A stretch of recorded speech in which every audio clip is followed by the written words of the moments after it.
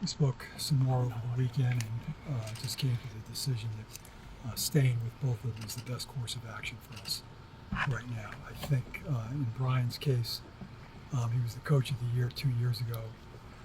That didn't disappear all of a sudden. I still believe he can do that again. And in Joe's case, I thought we had an outstanding draft class this year. I thought we had a really good free agency period, and I really like the staff that he's put together and built. And I think that they're the right two guys to lead us going forward. I understand, believe me, that that's not going to be the most popular decision in Giant Land, but we believe it's the right decision for us going forward. So with that, I thought I'd come out and face the music and listen to your questions. John, what is your message to Giants fans who are very frustrated right now? Nobody's more frustrated and upset than I am. I appreciate the fact that they have come in here with us. I get your frustrations, I feel your pain, but I still believe this is the right decision for us going forward. I know you said, John, that you said that Brian's coach of the year, great draft class, but at the end of the day, you guys won 3 games. So how does that all connect? I'm aware of how many games we've won, and obviously the results are not even close to what we want them to be, and they're going to have to get better if we're going to move on to year 4. John, after the season last year, you always say, I need to see progress, I need to see the arrow pointing up, I need to see improvement. What signs are there with a 3-win team that any of that has taken place? I mean, certainly the signs were not based on a record. However,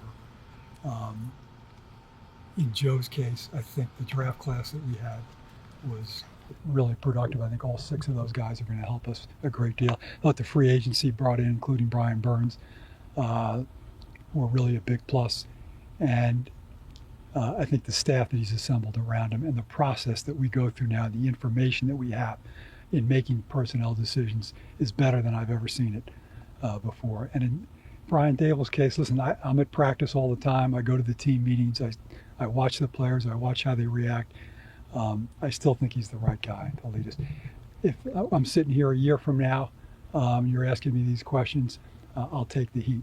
But at the end of the day, we've got to make a decision, and we've made one. John, is this really a 2-year commitment to them? Because I think back to when you had Daniel Jones and you said, we've done everything to screw him up, firing the coach after a rookie quarterback. If you're going to draft a rookie quarterback and then change the head coach and GM after that, is this really a 2-year commitment to them? I understand the question, but I'm not going to put any kind of time limit on it, but I certainly understand where you're going with that. John, you do need a quarterback, so how important is that decision going to be to keeping them here and seeing what they can do? That's obviously the number one issue for us going into this offseason, is to find our quarterback of the future. Whether that be via the draft or acquiring a veteran is going to be up to them to decide ultimately. John, you talked about the process being good, the coach having it in there, the free agency being good, their process, all this stuff. How do you justify, how did you get to 3-14 then? Because we stunk this year. Okay, the results on the field were not what we wanted them to be. There were a number of factors that went into that. A lot of that has already been discussed with the coach and with Joe, and will continue to be discussed. And but I liked what I heard from them on Friday afternoon. I like what their plan is going forward, and we're going to stay with it. What did they tell you? People have trouble separating the two. I understand that. Believe me, I understand that. It's a bottom line business. You're judged on what your record is, and our record is pretty lousy right now. And I get that, and I take responsibility for that. But again, when you make these changes, and God knows we've made them in the past and been impatient in the past, and when you do that, you feel like you take 1 step forward and 2 steps back. And I just didn't want to fall into that cycle again. I wanted to give people a chance to build this thing the right way and to get us to where we need to be. Why do you believe you're building it the right way? One at a time. Why do you believe you're building it the right way when it's gone from 9-7-1, 6-11, 3-14?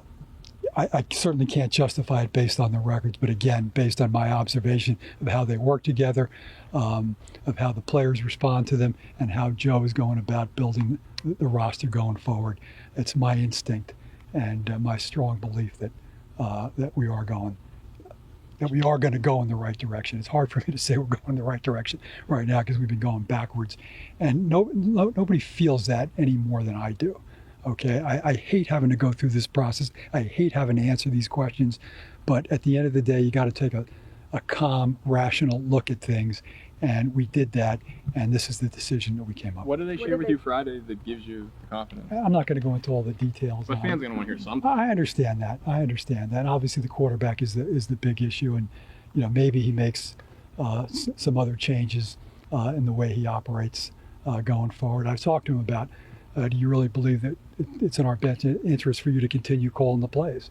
I said, I'm not going to demand that you do one thing or the other, but are you better letting somebody else call the plays? And that's a discussion that we're going to continue to have. There are issues like that we have to have some further discussion about. But at the end of the day, he's got to make the decision on whether he does that, on whether he wants to make replacements in the staff. That's got to be his decision at the end of the day. John, What did are these some of come the back? other Did these guys come back on a hot seat? I'll come back to you in a second. Did these guys come back on a hot seat now? You guys are going to have him number one on the hot seat going forward. So no matter how I answer that In question, your mind?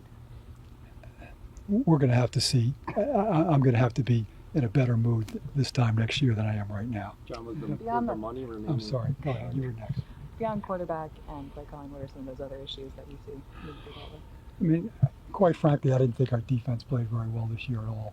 I know that when you have an offense that performs like that, you're putting more pressure on your defense, but we need to make improvements there.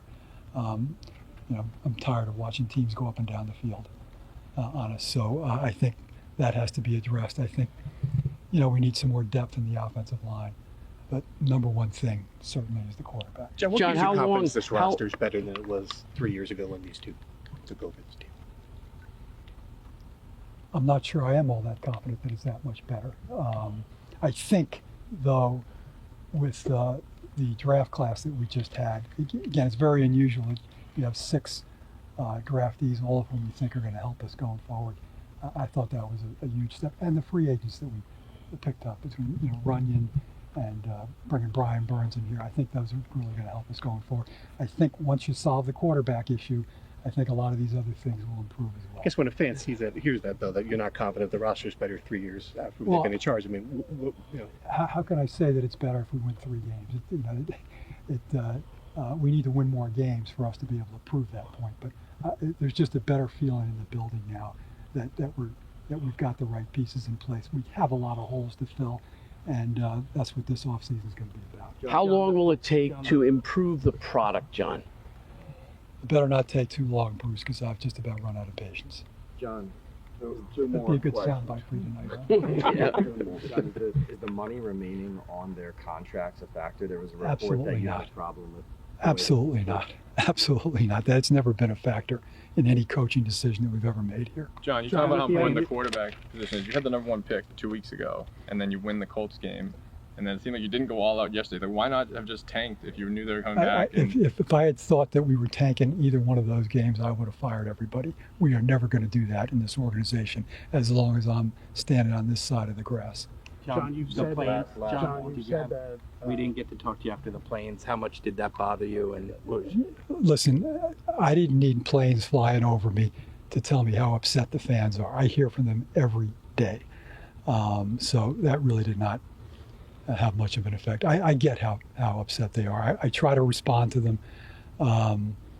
Nobody was more upset than I am about how we performed in recent years. And, I have to stand up here and take the heat for that. Big failure of this regime was the Daniel Jones contract. I think the question is, how much of a hand did ownership have in that deal? Are you absolving them of that mistake? No. Listen, we made a decision at the end of the 22 season based on how Daniel had played that we were going to sign him to that contract. I approved that, and we live with the results. John, when you Last say you one, believe in Joe and Dave's after speaking with them on Friday, after watching them, but you also do not want a starting over process, you've been through this process enough. Is it more belief in them than the pain of having to start over, or is it not wanting to start over? I think it's a combination of things. It's a belief in them, number one, but number two, I think when you start over, you really set yourselves back. And when you have a belief in the 2 individuals that are leading the organization, you have to have the patience to stay with it. And again, if I'm standing here a year from now and we're having the same conversation, I'll take the heat for it. But I still think we still believe that it's the right